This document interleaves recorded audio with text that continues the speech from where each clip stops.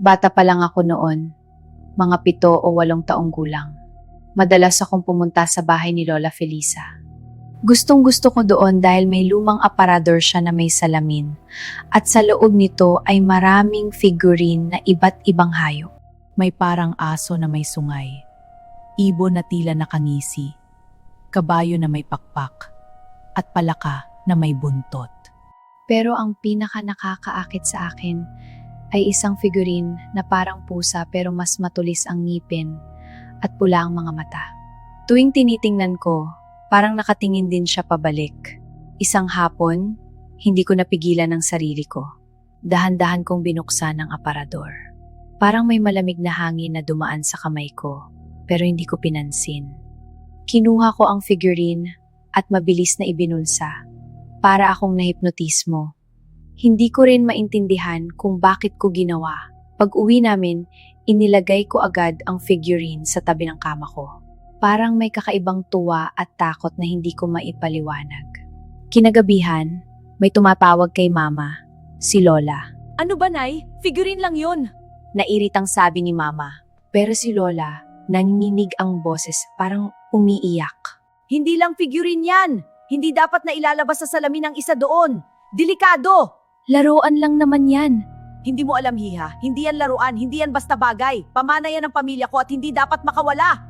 Nang marinig ko iyon, mabilis akong umakyat at pumunta sa kwarto. Hinanap ko sa tabi ng kama ang figurine pero wala na ito.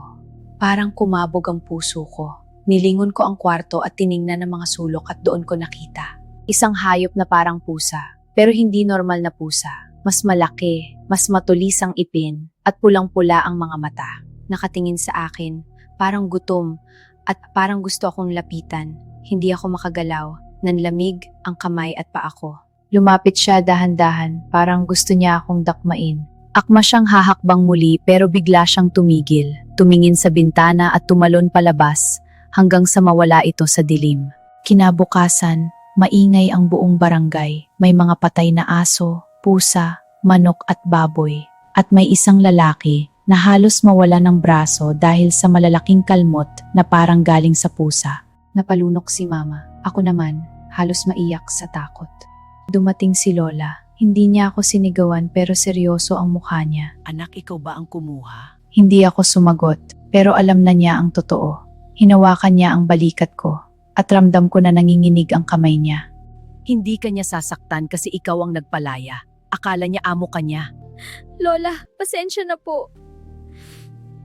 Pero delikado ang pamilya mo. Hindi nila sinasanto ang iba. Wala silang pakialam kung sino ang mamamatay. Lumipas ang ilang linggo, akala namin tapos na. Hanggang isang gabi, may kumatok na pulis. Patay na si Lola.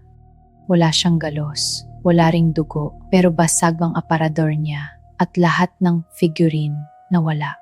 Lahat ng hayop wala na. Para bang may nagpakawala sa kanila o may nagpasunod sa isa't isa. Umiyak si Mama habang nakayakap sa akin, pero ako, hindi ko maibuka ang bibig ko. Para akong sinakal ng sarili kong ginawa. Lumipat kami ng bahay tapos lumipat ulit. Kahit saan kami pumunta may nababalita. Una, mga hayop ang nababalitang brutal na binibiktima. Pero nang tumatagal, tao na, nawawala ang puso, may kalmot, may kagat ng parang pusa pero alam ng lahat na hindi yun basta pusa lang. Siguro, may amo ang mga halimaw na yan.